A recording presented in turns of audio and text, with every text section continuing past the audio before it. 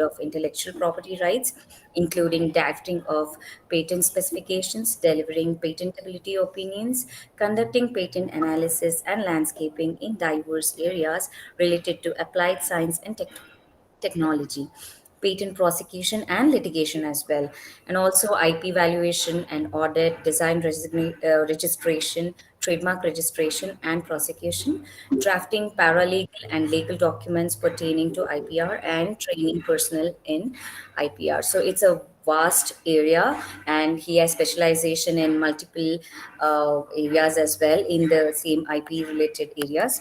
So I guess he's the right person to ask more of your doubts and consult him for the future IP related topics. And we also have, welcome to the session, sir. Thank you. It's a pleasure to be here, Shama. Thank you, sir. Yeah, thank you, sir. And we also have here Ms. Sushma Casey, who is a registered patent agent working as a patent associate at Intelcopia IP Services, with nearly 3 years of experience in IP domain, including drafting of patent specification, patentability analysis, and performing prior arts search. She has worked as quality control executive in pharmaceutical industry about 3 years. So that's a big experience of Ms. Sushma Casey here. So we also welcome Ms. Sushma Casey for this session. Thank you for your time, both of you. Welcome to the session, Ms. Sushma.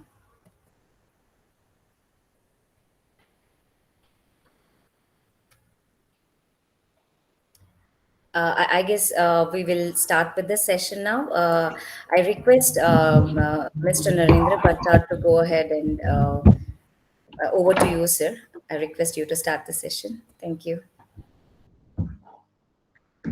Yeah, just give me a minute before I Yes, sir. Sure, start off with the presentation. sure, sir. Sure, sir.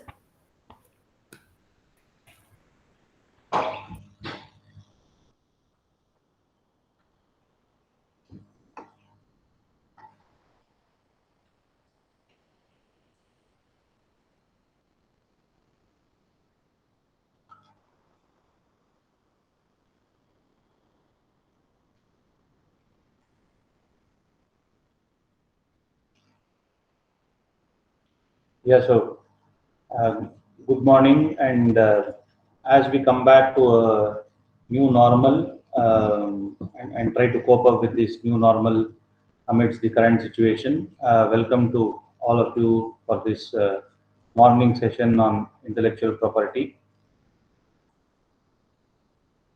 So, what we intend to do, as the title of this slide says, we are going to discuss some essential tips for acquisition of IP, its management and enforcement, and this will be followed up with the procedure that is to be followed, especially with respect to patent, and that will be dealt by Sushma. Um, so let me begin the presentation today by sharing with you this sloka, which is taken from Manusmriti. I read it, and of course you too can read along with me, which says, Nachora harya, nacharaja harya, na bhratru bhrajyam na bharakari, gaye krute vardhate eva nityam, vidyadhanam sarvadhana pradhanam. So a crude transliteration of this would be one which cannot be stolen by the thieves, nor by the king. And king can be read here as state, nor by the relations or by anybody surrounding it, and one whose value only increases with repeated usage, and that is the knowledge. But Entelocopia, we go a step ahead and rephrase the common known proverb of knowledge is wealth, knowledge is power, and rephrase it as protected knowledge is power and protected knowledge is wealth. So since you belong to an institute of technology and management, something where, apart from the regular studies, research is also a part of your activities. This is a quote taken from a company called DSM, where they say, it is important to distinguish between the research and development and innovation. and go on to say, where R&D turns money into knowledge, the innovation is the process of creating business out of this knowledge. So um, while R&D, itself does not fetch you the money, it's also about finding the best suitably and commercially viable solutions to market needs. Remember, this is also the core philosophy of IP, that unless there is a commercial exploitation of any registered IP, it is useless. It is as good as a paper with you. And you will realize that just core competency may not help you. You will also have to integrate other disciplines such as purchasing, engineering, manufacturing, marketing, sales. All these is critical to turning an idea into a commercially viable solution. Generally, the research cycle that you would be involved in has these various folds to it. If you look at an idea before it gets monetized, there can be 3 or 4 different stages. Through initially, you will come up with a proof of concept, then you want to protect it, then ultimately you will have to monetize it. But in that, there are a lot of iterative cycles, and that is represented by the diagram you see here now. So, how is the IPR relevant to an entrepreneur? You should remember and realize that each registered or unregistered intellectual property has different scope and value. Okay, copyrights have a longest duration of protection in terms of number of years. Say you can have 100 years typically, assuming that if an individual has the capability to survive for 100 years, then subsequent to the death of the individual, it will be for a subsequent period of 60 years to esteem. So typically you will have a timeline of more than 150 years for somebody to protect the copyrights. IP like trademarks are perpetual. That means it doesn't have any seizure or end to it, because these can be renewed, and as long as you keep renewing it, the mark will be yours. A fantastic example of this would be Cadbury's chocolate, which you are all familiar with, and this has been in India for last 100 years and still in the market. So they have been renewing the mark, and they can enforce it as and when they go. However, patents and designs have limited Uh, validity Sir, of I have 20 to and 50. stop you. Sir, Okay. sorry to interrupt you, but are you moving the slide, sir? Yeah. Are you? Is it not But visible? we no, sir. We are in the slide one, and it is not in the Oh, okay. slideshow mode, but also it is on the slide. Now I can see, sir. Now you have Okay. moved to I think the there is a. slide 5. Lag, I Thank you for guess. Yeah. pointing that out. I Thank think you, it's a sir. And problem can with you please? the full screen share. Okay. Okay, no problem, sir. Can you put it on a slideshow mode, sir? Yeah, I think putting it on slideshow mode is what resulted in that hangover. So I think I'll Oh, all increase right. your Okay. slides so that that should be Sure, visible. sir. All right, sir. Thank you. Now we are on slide 5, sir. Thank you.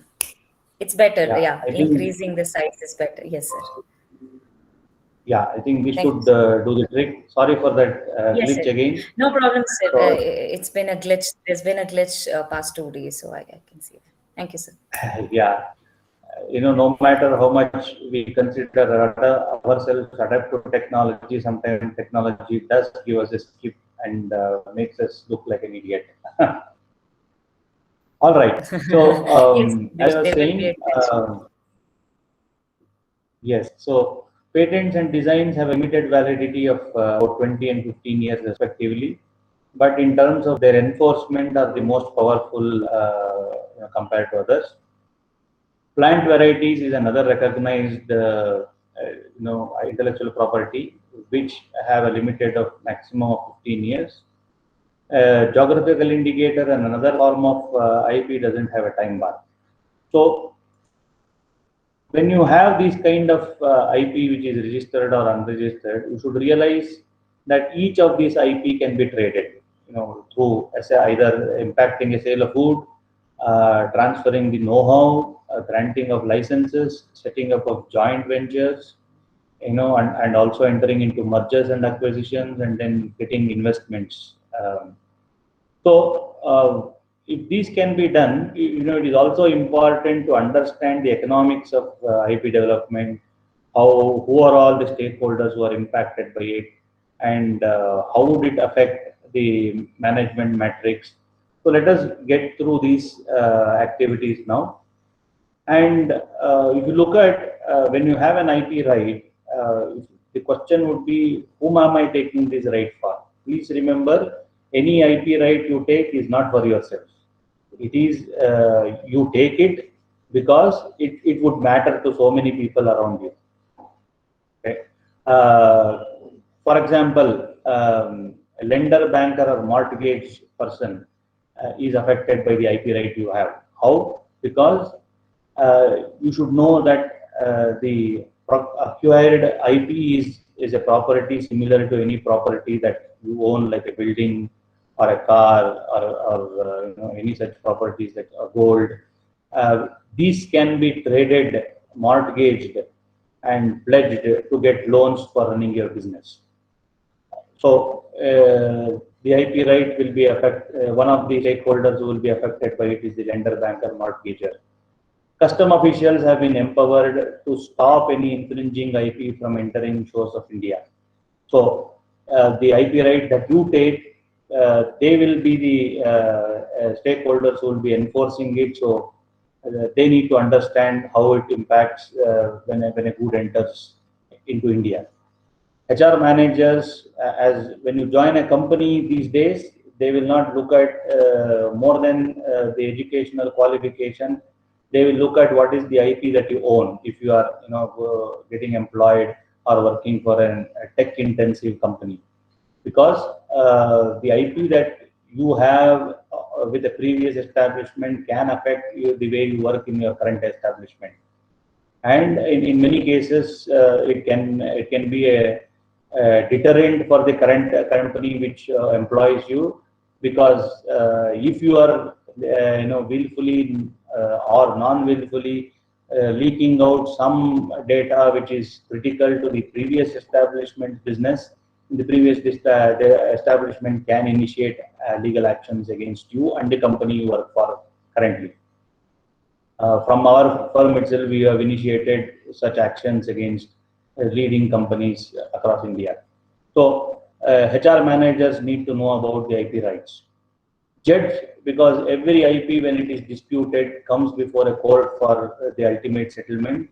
So the IP right that you own should make meaning and sense to the judge. Last but not the least, for any business to be successful, it needs a lot of cash flow inside. And this cash flow comes from an investment banker or a venture capitalist or a private equity person. So unless these people are aware of the liabilities, the risks that the IP brings on, they will not be in a position to invest. So this is what is called as an IP due diligence in technical parlance. And unless this is done, no investment banker will be ready to put in their money to your company. So you see, the IP right that you own is directly affecting so many other people. So what are the key steps in an IP journey that one undergoes? Broadly, this can be classified into 6. It begins with the identification of IP that is there, then assessing, putting an ownership to the IP that I own, and ensuring that it is legally protected. Then assessing the risks and liabilities that is likely to come along with this IP. Then keeping a good record of the IP that I have in my portfolio. And last but not the least, evaluation of the intellectual property. We will go through each of these steps briefly here. So the first step is identification. Identification can happen at 3 different instances. One is assets created by the company, institution, organization. So we have to track all registered intellectual property. We have to track any potential intellectual property that may be there. You also have to list, the intellectual staff know-how, the skill possessed by the professors, the staff, and everybody. then and have a series of non-disclosure and confidentiality disclosure agreements, and any data that is subject to privacy or security agreements, whether by contract or by legal requirement. Once you have identified this, this is one set of identification. The second set of identification is assets acquired without an express license. Especially in a college environment, even these are not spared now. If you bring in your own laptop, which you have, where you have installed an pirated version of a software, and you plug into the network of the college, and immediately college is considered as a commercial establishment, although it is an educational institution. And minute this pirated leaves a signature in the web, the owners of the original software will always be scouting for such people, and it can end up in college being sued for some legal implications. So we have to be extremely careful of what we do, both as a student and as a faculty, because these days, earlier these used to be pardonable offences, but not henceforth, because when the market is getting tighter by the day, people are looking at how I can squeeze money out of every instance of violation of the rights. So you have to be very, very careful when using third-party software, especially in a college environment. Then once you get into the attitude of protecting an intellectual property, you also should realize incidental photocopying, email of confidential data is also a crime. So you should be careful on how these are handled. Then once identification is done, it is also critical to see who owns it. That means who becomes the owner of this IP. For example, in patent, there is something called as an inventor. So the inventor is one who categorically contributes to the troubleshooting of the invention that has come up. So it cannot be, I have rented out my lab, so I become an inventor. I have given you computer space to analyze the data, I become an inventor. So all these are not regarded. So it is very, very critical and essential to ascertain the ownership of the IP that one comes up with in such a wide environment. Once this is done, it is important to have a legal protection to develop and record strategies on how best to protect these intellectual property, because unless this is done, we cannot enforce. Although there is intellectual properties like trademark and copyright does not mandate registration, but there are enough legal cases that have been filed in the court which says unless registered you cannot enforce the right. So it's a double-edged sword. Whereas for intellectual properties like patent and design, unless you have a registered IP, you cannot sue anybody for infringement of your right. So it becomes important to ascertain what is the best way to protect it. Sometimes, patent may not be the route as well. A simple white paper, a journal publication that can be done on the college website or on any peer-reviewed journal can also create the same effect as creating an IP. So that is also an IP of sorts. So you have to be clear on what is the way forward, and also at the college level, institution level, it is good enough to create an intellect IP policy for the college, for the entrepreneurship center, for the innovation center that the college may have, because there are broad guidelines that have been listed out in both IP policy that is there put at the national level, and Karnataka also has an state level IP policy. So the institution should have and inculcate its own IP policy which embeds both the broad guidelines of the national and the state IP policy, and also have something tailor-made to its own requirement, because every establishment, the socio-economic structure, the needs and requirements changes. So this is essential to create a healthy environment for IP to be even harnessed, talked about, registered, and enforced.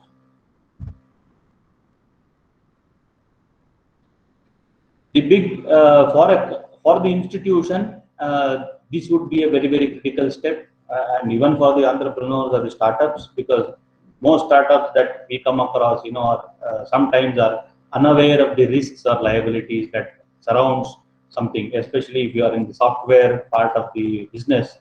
If you are using third-party tools or APIs and integrating it, then that is a big risk in creating an IP for yourself, because not all third-party APIs or third-party codes that you adopt into your final product are license-free. So if you have not taken sufficient protection and safety measures to ensure that those things are all ironed out, it may be a big risk to your business. So in terms of ownership risks, we have to be careful. In terms of documentation, we have to be careful.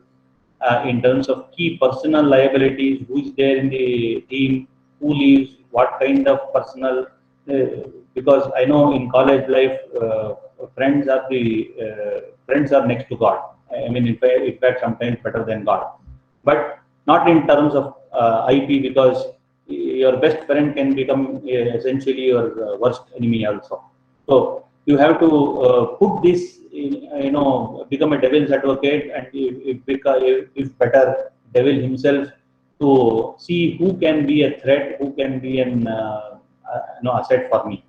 And unless these things are put in, getting an IP done is a change in attitude. We cannot anymore be in the same kind of attitude of okay, everybody is my friend, I know everybody, they will not cause harm. So such kind of casual approach to IP doesn't work, and you have to have a very strict liability assessment for yourself. So once that is done, last but not the least would be the valuation of the intellectual property, because when you seek out for additional funds, when you seek out to scale up the operations, it is when you want somebody else to buy out your product. At that time, they will need to ascertain what is the value that I need to attach if I have to buy you out. So there are this itself is a big session, and sometimes can also be a 2-day session on how to evaluate an intellectual property. If and when that interest comes up with this organization, Shama can always reach out to us, and we'll be glad to engage another session on valuation of intellectual property itself in a separate session. Sure, sir. Thank you. So broadly, the types of IPR are these. You might have heard of some of them either in newspaper or come across personal experience. So the patent, trademarks, design, and copyright are called as classical or traditional form of IPR, whereas the geographical indicators, IC layout, plant variety, biodiversity, trade secrets, these are all termed as new generation IPR. Reason, these have been emerging in the recent past, and this protection also have become very critical. So in terms of traditional, biodiversity includes things like traditional knowledge, which means my typically grandma's recipe is no longer patentable, and there are plenty of cases that you can find where India has been vocal in avoiding foreign nations from taking patents for these kind of grandma recipes. Of course, in the current times of the pandemic, spiced chai latte or spiced coffee latte, which is introduced by Starbucks and other big brewing companies, are essentially the kada or the kashaya that we take in our households. So, but these have become a major trend. But these are not protectable IP assets because they essentially are traditional knowledge by virtue of it. So, briefly, I will walk you through some of these and not all of these IPR. So if you look at trademark, the definition of a trademark is a mark capable of being represented graphically and which is capable of distinguishing the goods and services of one person from that of another, and may include shape of goods, their packaging, combination of colors. Of course, from this traditional definition of what you see, there is a whole lot of other kinds of marks that are possible. Like you have a smell mark, you have a sound mark, you have a shape mark. Currently, the Taj Mahal Hotel in Mumbai is being given a trademark for its shape. So no other architectural building can resemble like that hotel. So such shape marks are only few which are recognized across the world, and there are about 7. And Indians, this landmark hotel is one of those 7 recognized shape trademark.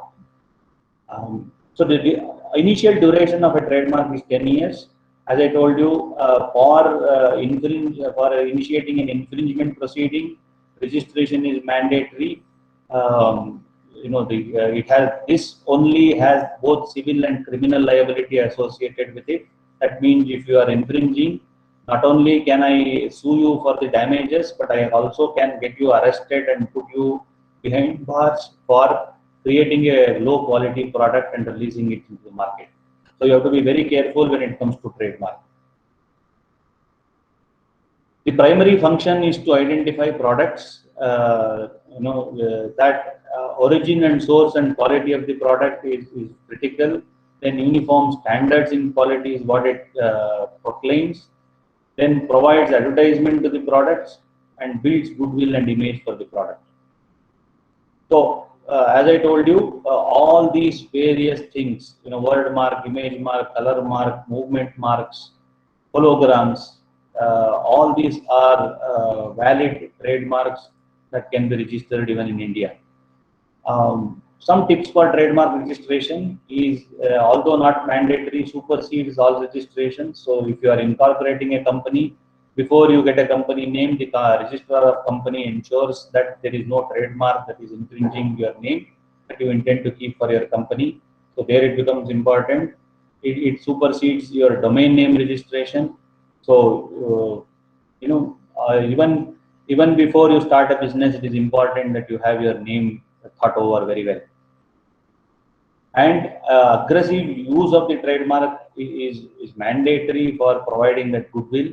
I cannot just be the owner of an IP and keep okay with it, because unless I put it into use, nobody will come and help me.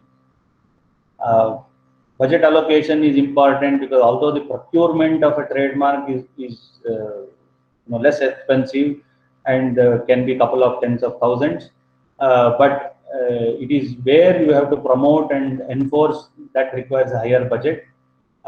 It has to be thought of well in advance, soon after the registration of trademark. You should also remember the registered trademark can be assigned, transferred, mortgaged to another person.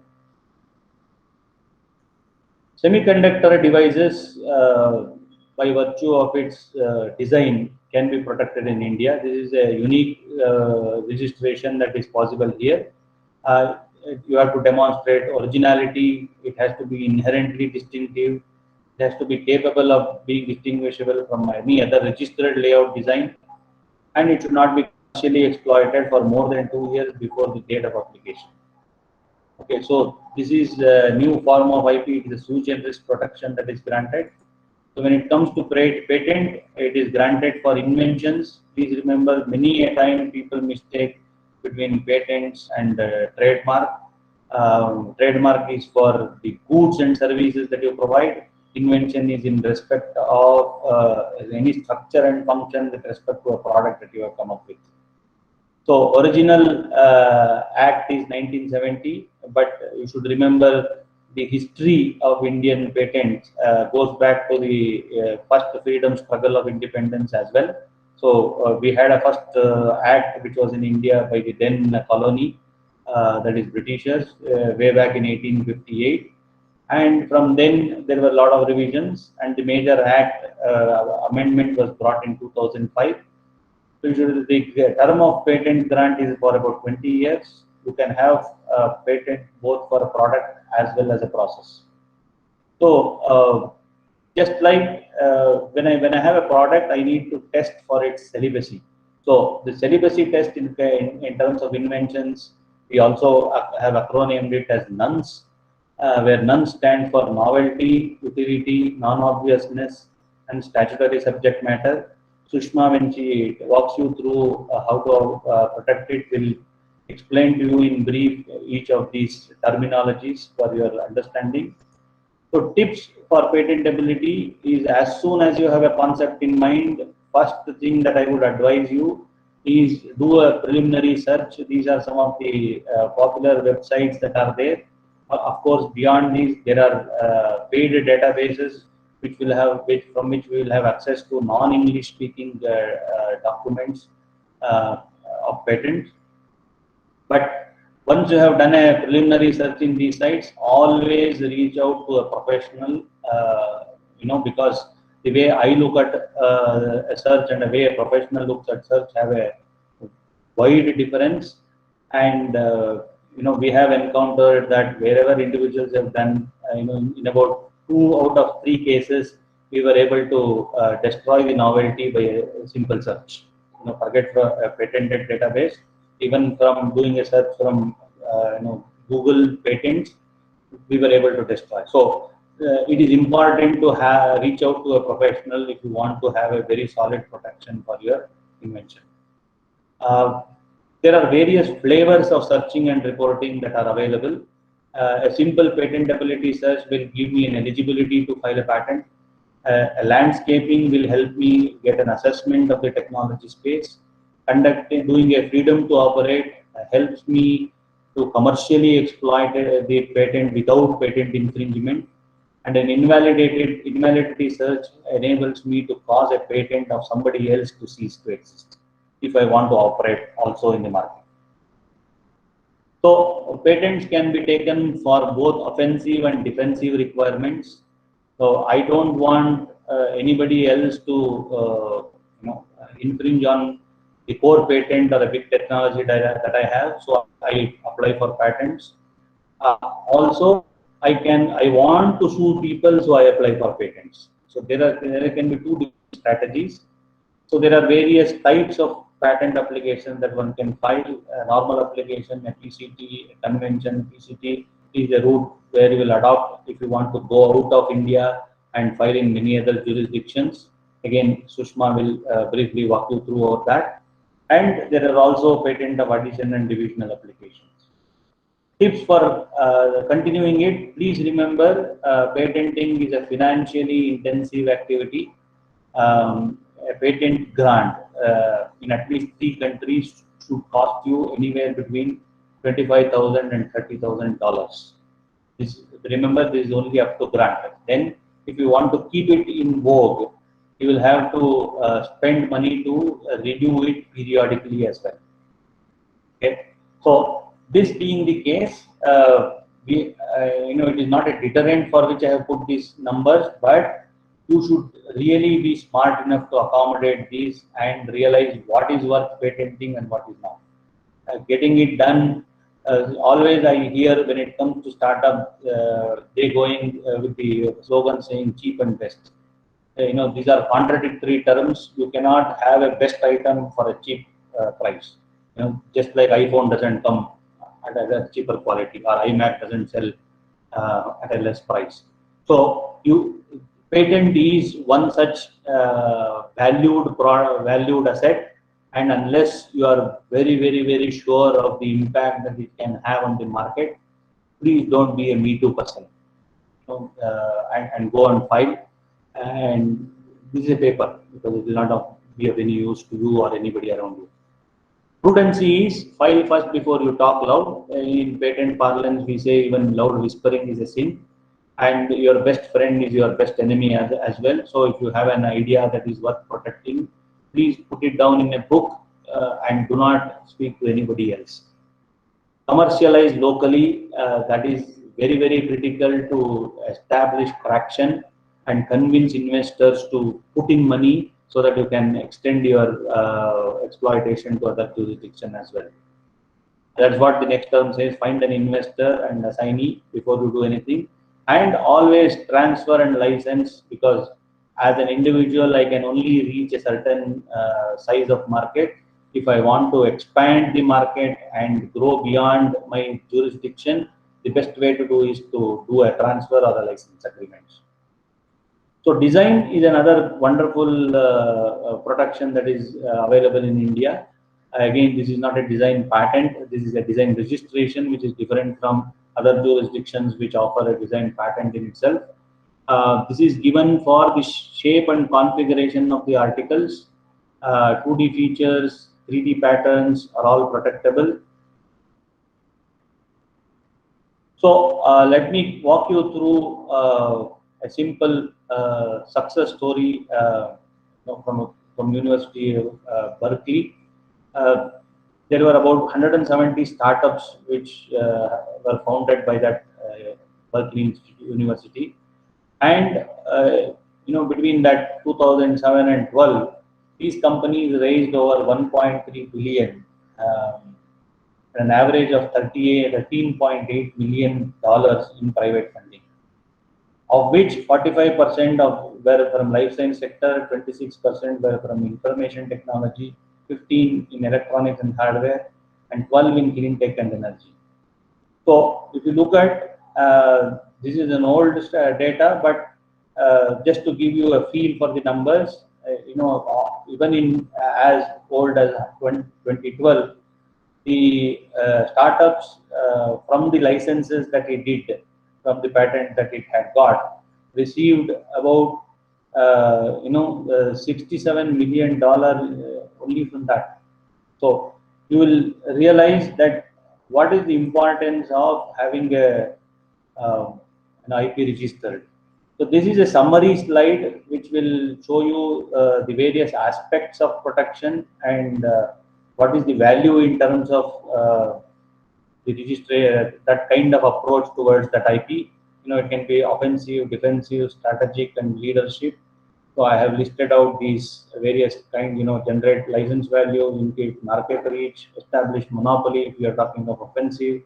In terms of defensive, it is deterrent to others from copying, discourage potential infringers, forestall third-party lawsuits. From a strategic perspective, if you want to acquire VC, improve cross licensing, which is very, very prevalent in the smartphone and feature phone industry today. Any phone that you normally hold in your hand has at least upwards of 30-40 patents. So no wonder the price, and you should be wondering, in spite of that, the price is so low, because of lot of this cross licensing and in licensing that happens. So it is good from a strategic purpose, because I don't sue you, you don't sue me, but combined we can sue others. This is strategy that some many companies adopt. Then if you are the leader of a startup, then from your perspective it creates a good image in the market, that okay, you are an IP intensive company. You have a certain innovation culture that is there. You are building a technology leadership by establishing these assets. So the purpose in which you can acquire an IP and the flavors in which you can have it varies. But it is important to realize why I need it, and you need to have an expert amidst you to consult and lead you the way. Okay. So thank you so much for this patient hearing. I think after Sushma's presentation, we can go in for any clarifications or queries that you have related to this presentation. I hope that is fine, Shama. Yes, sir, that is fine. We can take questions at the end of the session. Thank you.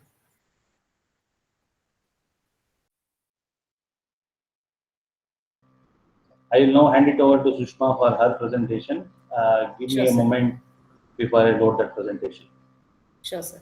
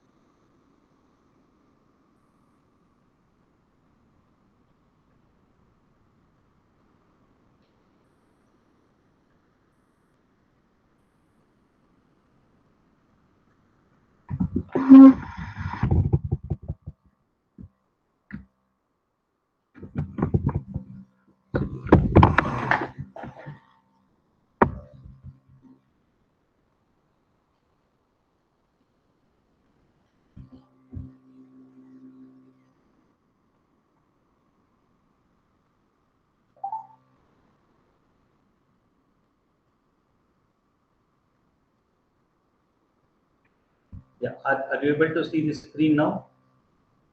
Yes, sir, we can see the screen. Okay.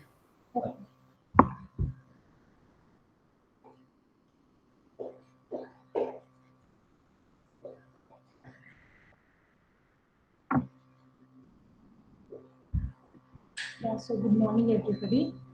I'll be discussing on patents, exclusively on patents and the process involved and the filing procedures and the criteria for patentability and things like that. So, yeah. So these are the topics that we'll be discussing today. Importance of patent, the definition of an invention, and what is the criteria for an invention to be patentable, and what is the steps that are involved for patenting, and who owns a patent, and a few procedures that are involved for filing, and in what jurisdiction you're supposed to be filing, and what kind of provisions a startup has, the kind of benefits that a startup gets. Okay, so I think we all know by now through our previous session about the importance of IP and what IP is. Basically, it's an intangible property, just like how you own a car or a bike. This is also a property, but it is the creation of mind. It is something created by the human intellect. So this also needs to be protected so that you ensure that the kind of damages that you sue somebody for damaging or destroying your other properties, the same way you will be able to enforce certain laws, certain regulations, so that nobody else destroys even your intellectual property. And the rights that come with this are very exclusive, and they are for only certain period of time.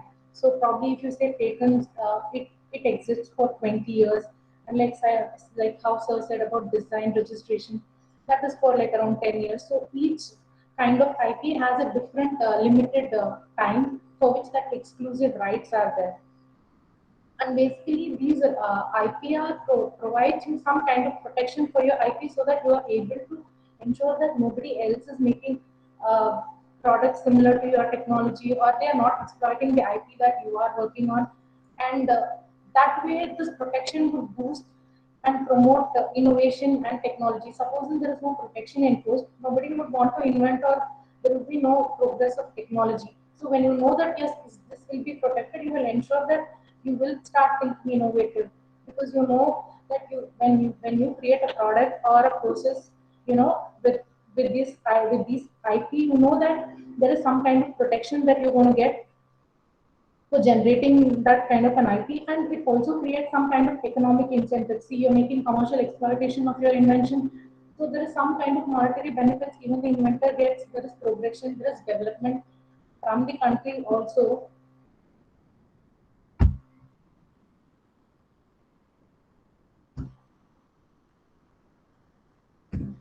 Sorry about that.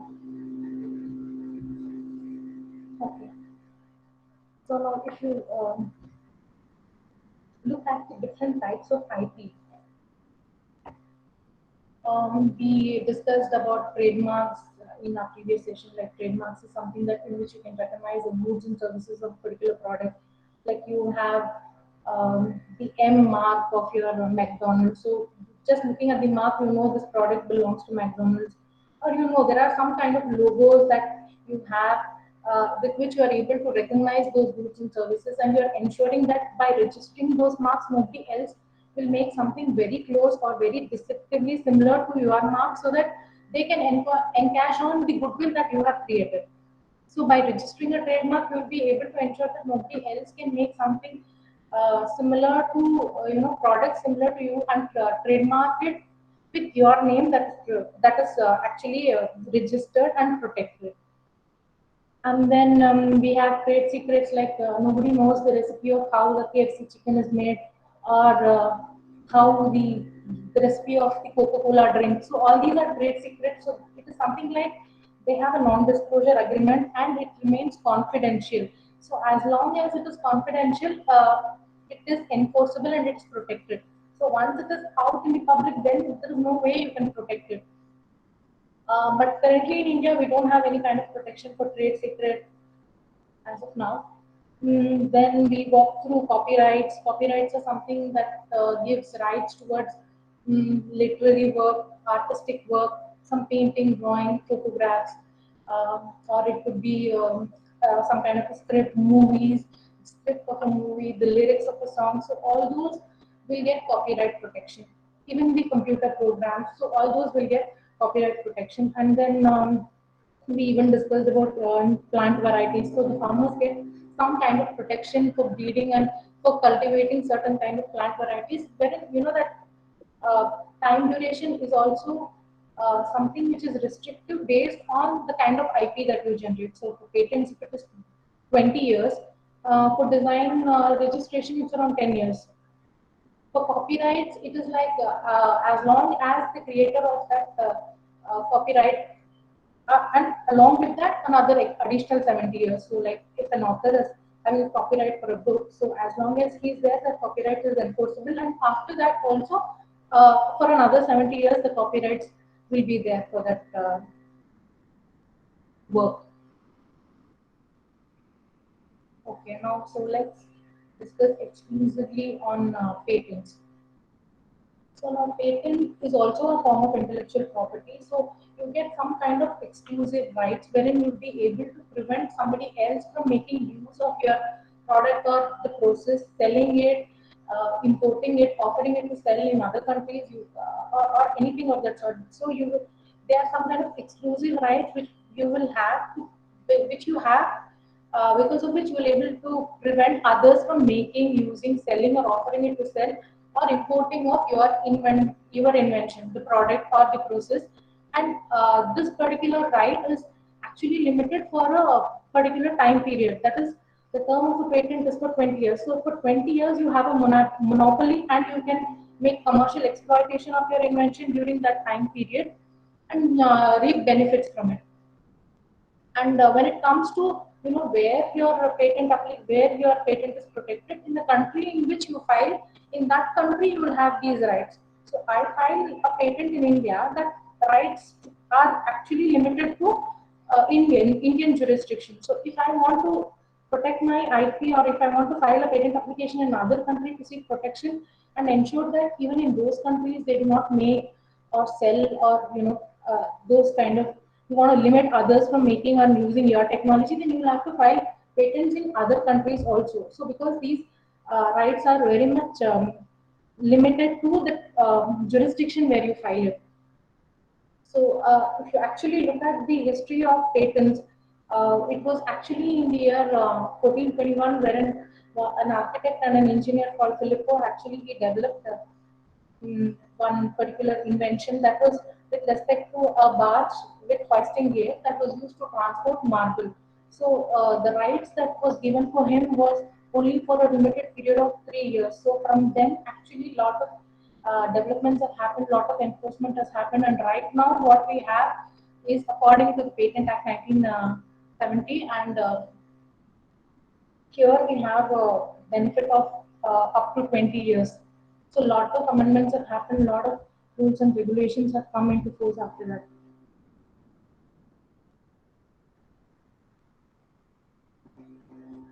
So if you just look at why is it important for you to file patent, it helps you safeguard your invention. Supposing you have an invention and you just try to meet some manufacturer or some manufacturing industries, and you go to discuss with them this invention, you start producing your product.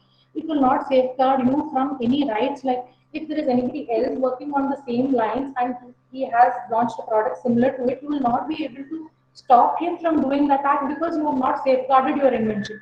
Supposing you have filed a patent for it and then you have gone ahead and started making that product, then you are able to sue somebody if he's working on similar lines as respect to your patent or your invention. It is almost similar or is copied your technology. You're always having that right to sue him. So if you don't safeguard it, you will not have that right to point out and say somebody is misusing your invention. We can't do that.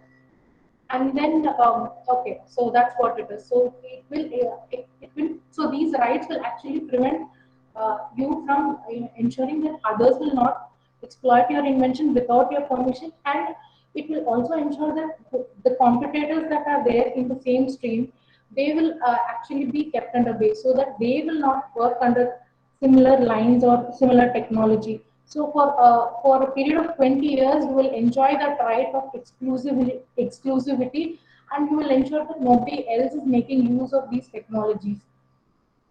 And then in the end, what happens is once you have your patent and then you go on for commercial exploitation of it, it will definitely benefit the inventor. There are some monetary gains he gets, either the inventor or the applicant, whoever it may be. There would be some kind of monetary benefits he is going to get upon commercial exploitation of the same. So now, even before we file for a patent, first we need to understand what is the criteria for an invention to qualify to be a patent, to be patentable. First thing is it has to be novel. It has to be something which is new and something which is not claimed, published, or publicly used.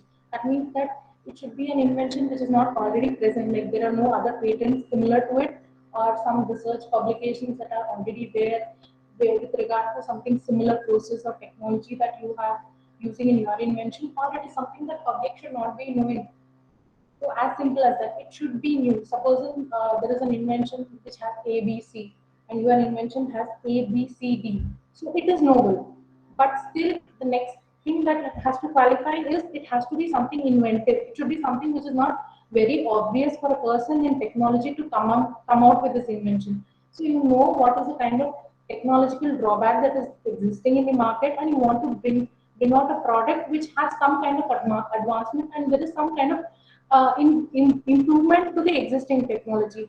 But still, in that case, you will have to ensure that it should not be so very obvious for a person who has similar skills as you are, and he can also come up with that. So it should be one level up, and it should have some kind of economic significance also.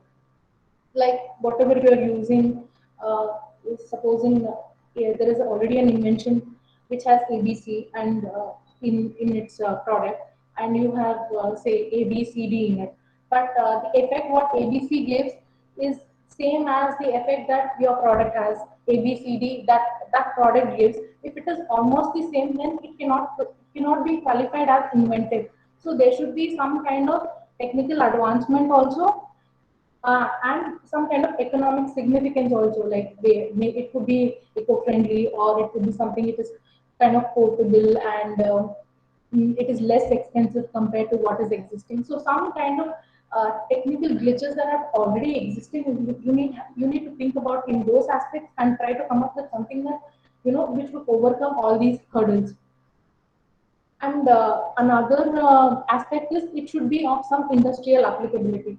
So you have an invention, and you have patented it. The next thing is it should be in a manner that you can exploit it commercially and generate revenue, and at least allow people to get access to these products or process. So that should be the next goal.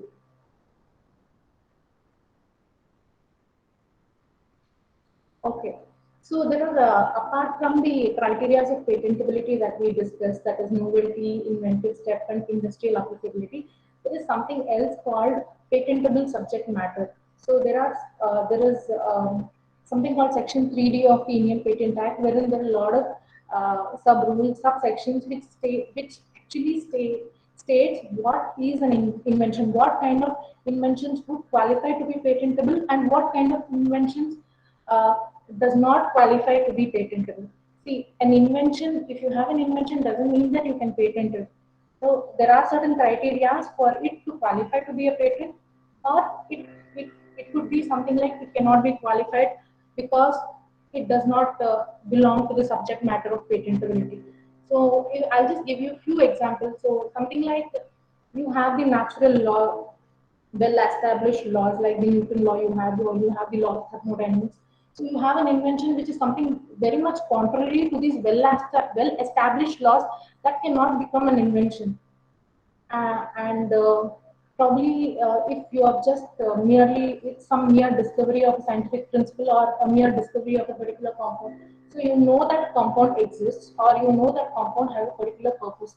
So you just discovered that compound can be used for some other purpose also. So new use of a particular substance is also not patentable, or new property you discovered of that compound can also not be patentable.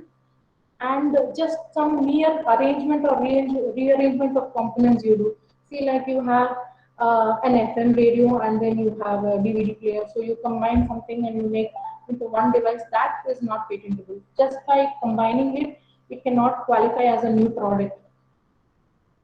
And there are few other sections also which says that a method of business is not patentable, or a computer program as such, or an algorithm as such is not patentable. They are protected under copyrights, but to ensure that it is patentable, a software also has to be integrated with the hardware. So you have a program, along with that you have a system which is executing that. So in that way you'll be able to protect it.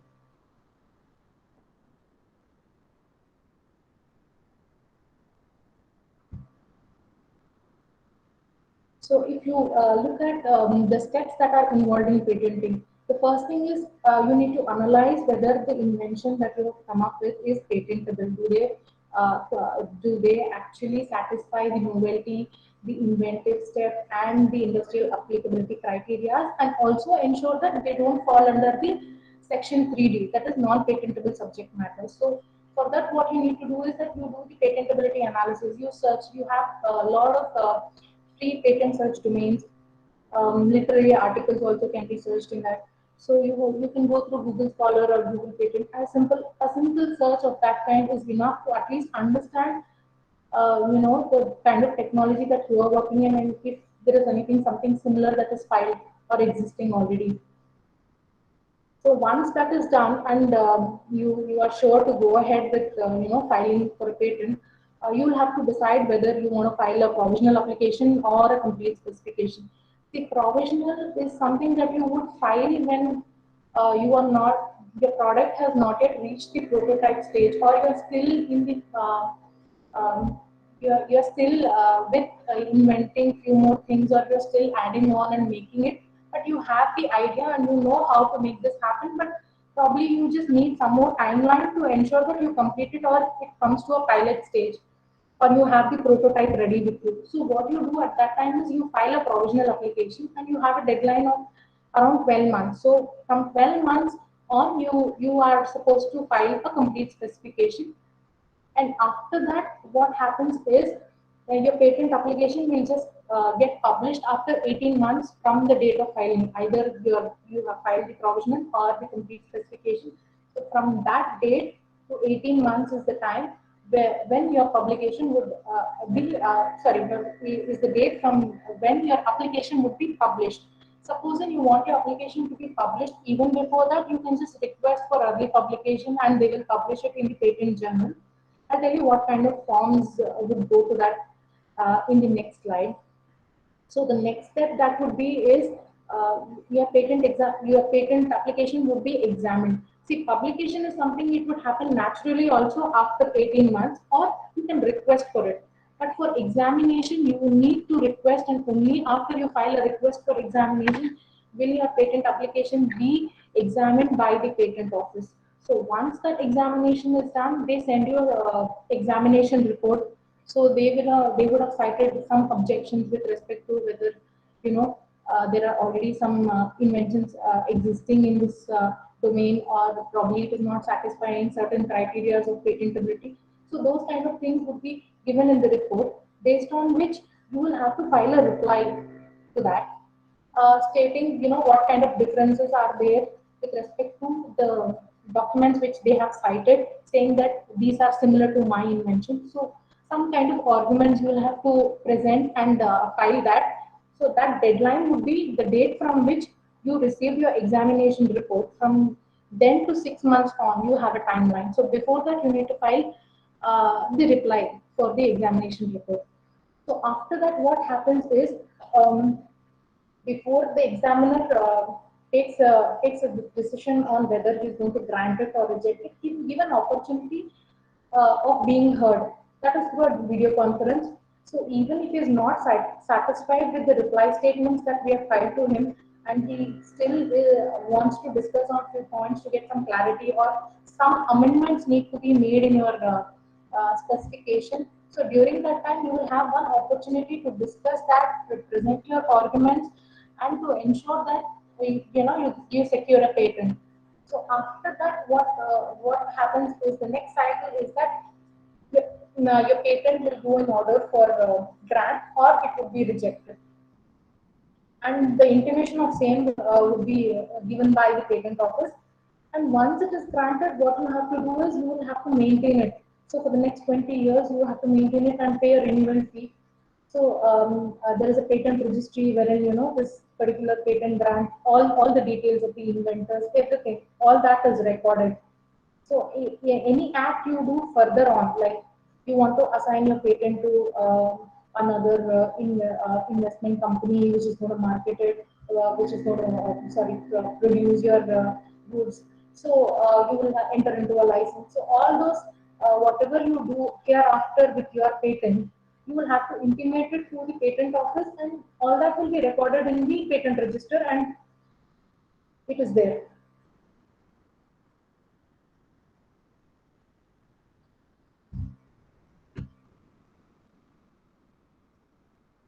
Okay. Next, if you look at the filing procedures and the jurisdiction, the form that is required to file for an application of grant of a patent is Form 1, in which you would mention the details of the inventors and the applicant. Supposing the inventor is a person who has worked on the invention, he is a true and first inventor of the invention. The applicant can be um, the company in which you're working. That company could be the applicant, or you're working in a research organization. So you are the one who has invented this product. So you qualify to be the true and first inventor of that invention, and the applicant would be that research organization. So all those details of the applicant, inventor, and few other declarations, all those will be put in Form 1 and submitted to the patent office, along with Form 2, wherein you will be disclosing your invention either through a provisional application or a complete specification. See, when you file a provisional, you may not have to disclose all the details of the invention because you're still working on it. But by the time that deadline of 12 months is reached and you need to file a complete specification, that is when you need to make complete disclosure of your invention, and you put all the details and submit it in Form 2. And along with that, you file Form 5, which is a declaration as to inventorship, wherein the you're filing a form to declare that you are the true and first inventor. So supposing there are like 2, 3 inventors, so as co-inventors, each and every inventor names are put in the forms, and you are signing it and authorizing that applicant is acting in on behalf of the inventor. And then later on, when you want to take up for an early publication of your invention, you want your patent application to be published. See, only a complete specification would be published. So provisional, once you file provisional and you miss the deadline of 12 months, that application is lapsed. You will have to start again fresh filing. So you need to ensure that certain deadlines are followed up, and within that time frame you do the act that is required. So the next thing would be after publication. So if you request for publication and your patent application will get published within a month of that request that you make to the patent office. And then there is request for examination, for which Form 18 is required. So only upon request of examination would your patent application be examined by the patent office. So without this request, the patent office will not take it further. So you file a request for examination. Supposing you are a startup or a small entity and you want to ensure that you get through this patent prosecution as fast as possible and get through the grant, you can file an expedited examination. But the costs are slightly higher, but you can ensure that the process happens fast. See, supposing there is a queue for request for examination, you file it and it follows a particular queue system. So when you file an expedited examination, it follows a different queue, and your order for grant would be much faster.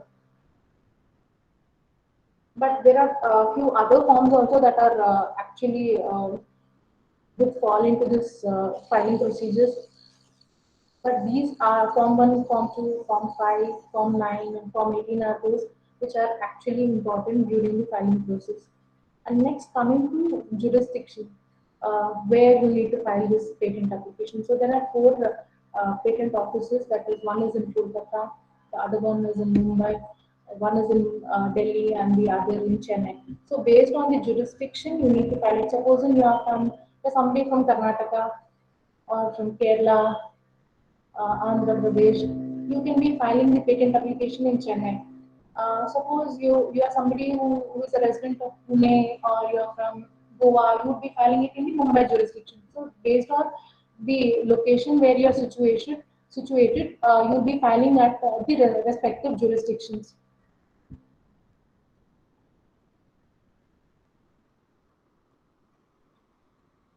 Okay. Next, looking at what kind of provisions a startup would have compared to a large entity or a small entity, what kind of provisions they have and what kind of benefits they actually get.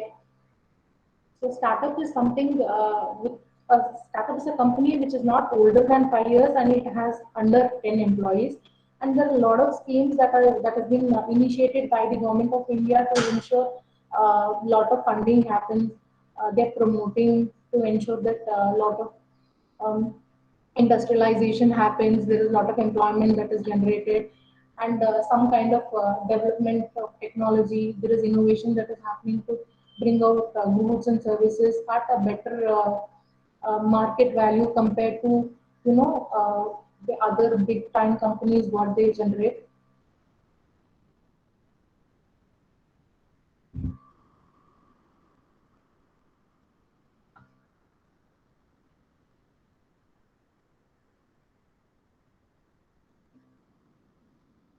Okay. So now, if you look at what kind of provisions a startup would have or what kind of benefits it can enjoy is the process of registering under Startup India or Startup Karnataka is very simple.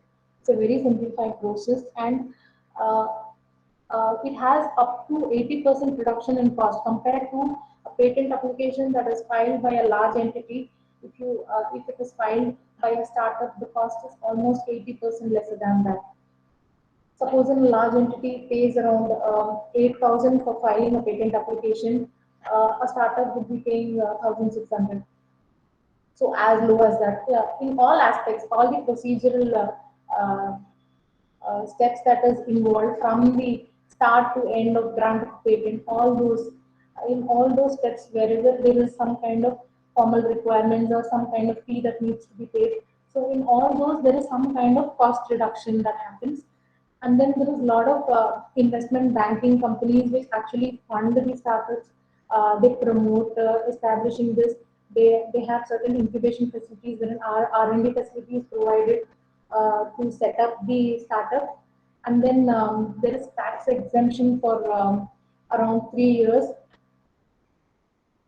And supposing you are applying for some government tender or something like that, just because you are a startup, they can't turn you down. So saying that there is no prior experience, so they cannot accept your application, so they can't do that. So these are the kind of benefits that a startup would get. So that comes to the end of our session.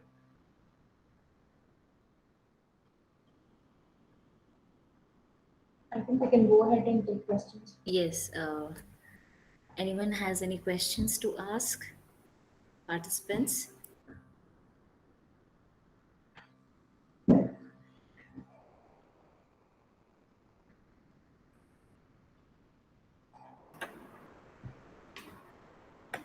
Ma'am, I have a small question. Yes. Now, suppose if any article is published in any of the research paper,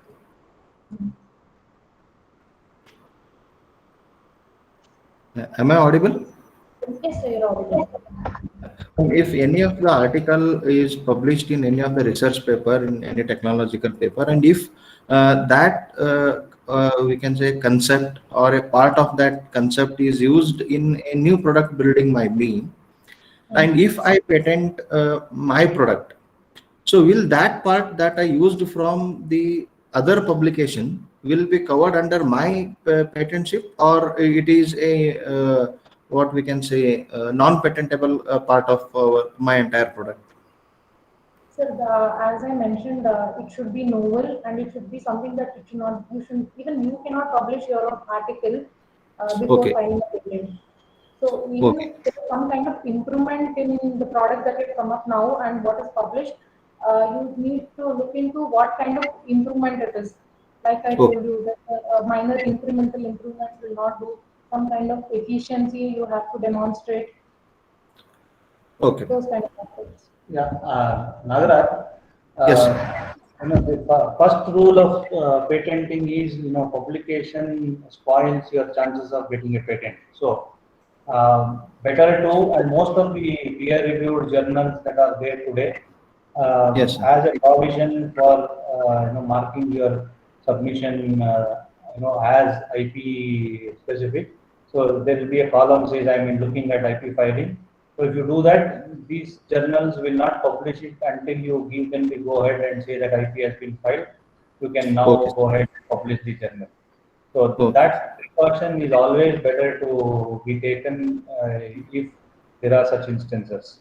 Answering Okay. your question, if part of it has already been published, we have to see if that part is what you are claiming or not claiming.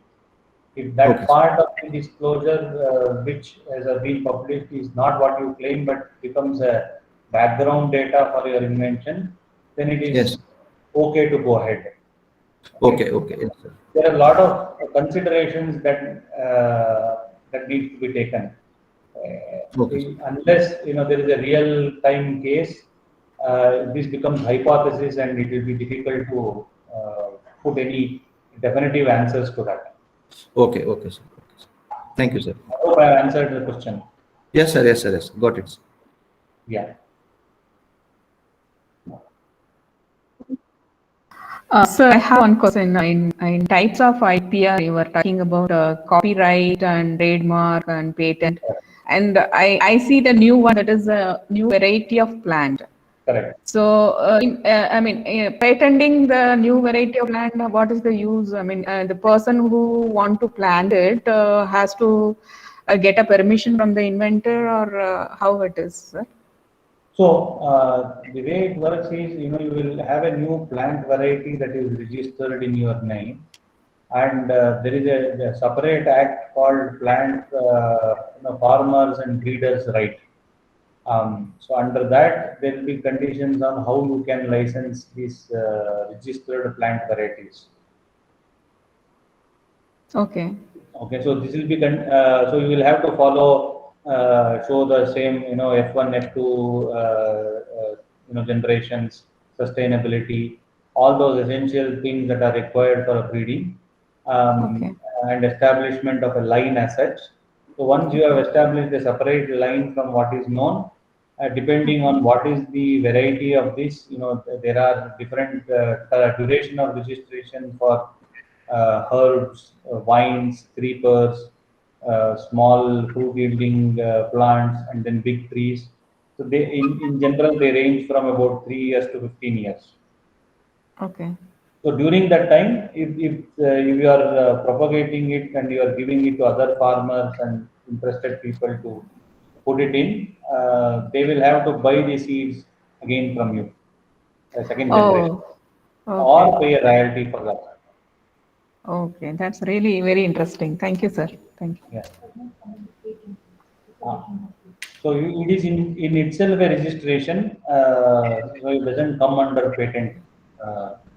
So in patent, with respect to patent specifically and plants, to consider, a method of doing a tissue culture to regenerate some plant variety. That method is a patentable subject matter. Okay. Thank you very much, sir. New information.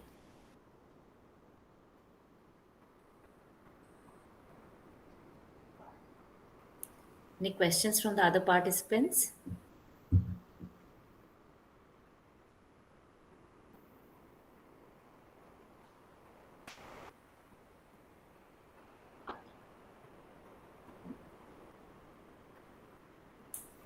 I don't think we have any more further questions, Yeah. sir. Do you have any final tips for the students, the technical students of our college? Yeah, as I said, patenting is an attitude and it's a culture that needs to be developed. So if you are looking at it, first step always to be we use internet for all reasons, right and wrong. But I think when it comes to patenting, we definitely can do a simple search. This is where most of the students make mistake. Considering my product or something that I'm developing novel is not novel in itself, but ascertaining it through a search is what guarantees is the novelty. So be prudent and do that preliminary search, and then reach out to the respective faculty, who in turn can reach out to a professional to seek authentic help on how to proceed further. All right. Thank you, sir. Thank you for your valuable insights on how to apply for patent and when to apply for patent. I now request Professor Nagraj sir to end the session with the thank you note. Thank you, Shama ma'am. We have come to an end of this session, and I should say that this was a very knowledgeable session for the students, even because this is the first time when the students have got exposure to these kind of talks. Regularly, we used to conduct the technical talks on the other type of technology that we use or the concepts that we use. But when students, they are most of the students now who have joined are in second and third year, and it is expected that they do projects and they publish papers in their final year. And this is then one of the important aspect of publication or project building, that whatever the resources we use from the net directly, how best those resources are usable for us without acknowledging the original resource person who has invented that, and whether we can directly use the results or the concepts of the research that has been done by the other person in our papers. Okay, so what are the implications that we may get, or what are the difficulties that we may face once we use the results of other people who have worked really hard and we show that it is our work. Okay, so these talk what is been delivered for this almost an hour will really create a thought process among the students, that whatever we download from the internet, whatever the resources we take from various PDFs or papers available, that without acknowledging them or mentioning them in the references, or without taking a proper permission for using them directly, may lead to many difficulties. Sometimes, if it is severe, it may lead to legal difficulties. Okay. I thank the speakers of esteemed speakers of today's session, Mr. Narendra Bhatta and Sushma K, for taking out their time and giving this wonderful, we can say, awareness rather than a talk. It is an awareness even for the students as well as for the faculty who are listening to. And I thank once again for the speakers. I thank management and principal, BMSIT and and I also thank Dr. Sheila, who is the chief coordinator of IISc BMSIT. I thank one and all for the patient listening, and I end with a hope that the thoughts what are shared will be used in our work, so that we people will protect our property, the intellectual property, and we will also be what we can say aware that the things what we use from the outside resources are the properties of others, which should be protected and which will be used and utilized by us in a very legal manner and in a cautious manner. Okay, I once again thank one and all for your contribution with your presence and patient listening. Thank you, one and all. Thank you, Thank you, Nagaraj, sir. for a wonderful summary of the session. The real value is, when we start seeing BMS ITM start filing applications and become one of the IP intensive organizations that are there in Bangalore. Sure, sir. Thank you, sir. Thank you To for add to that, we have one of the IP cell at the campus, and there is a person who's running it. And it would be very nice if you come visit us sometimes and do a collaborative work at the future. I guess once the pandemic slows down and once we are ready to move around, I guess we can collaborate and discuss about how we can improve patenting at the campus. Sure, it would be a pleasure. Thank you, sir. Yeah. Thank you, sir. Thank you. Thank you. Thank you for Have a being part of fantastic it. Thank you, sir. Thank you, Nagaraj, sir. Thank Thank you. you, Narendra, sir, and Sushma, ma'am, for your valuable time. Thank you for the insightful session. Thank you, one and all. Thank you, Shama. Thank you, ma'am. Thank you, sir. Have a good day, everyone. Bye. Feedback link is posted on the message on the chat box. Please fill the feedback form so that you receive the participation certificate. Thank you.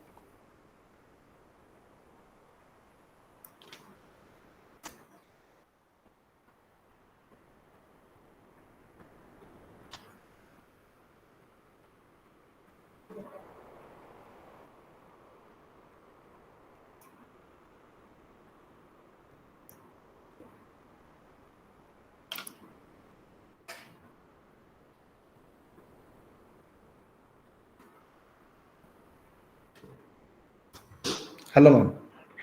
Good, thank you so much. Hello, ma'am. Thank you, sir. Thank you. Oh, thank you so much. Sanagito, thank you. Thank you, ma'am. Thank you so So much. thank you for collaborating and working with Sure. IIT. No, it is my duty, And ma'am. about Actually, I feel bad that I did not do anything else in this talk. ಏನಿಲ್ಲ sir, ಏನು ಮಾಡಕ್ಕಿಲ್ಲ. ಯಾಕೆ ಗೊತ್ತಾ, ನಾನು ಮಾಡಿ ನಂಗೆ ಅಭ್ಯಾಸ ಇರುತ್ತಲ್ಲ, ನಂಗೆ ಬೇಗ Yeah. ಆಗೋಗುತ್ತೆ.